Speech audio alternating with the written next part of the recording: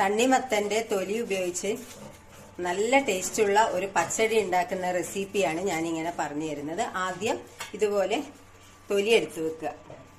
തണ്ണിമത്തന്റെ തൊലി കളഞ്ഞ് ഒരു കുക്കറിലേക്ക് ഇടുക. അതിന്റെ കൂടെ ഒരു 3 പച്ചമുളക്, ആവശ്യത്തിന് ഉപ്പ്, ഇത്തിരി വെള്ളം, കുറച്ച് കറിവേപ്പില.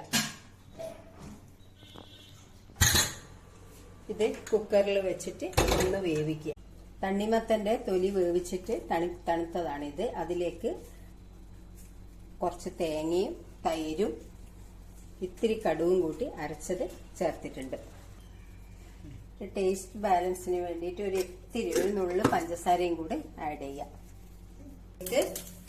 ഇതിലേക്ക് കടുക്, കറിവേപ്പില, ചോന്നമുളക് ഇടും.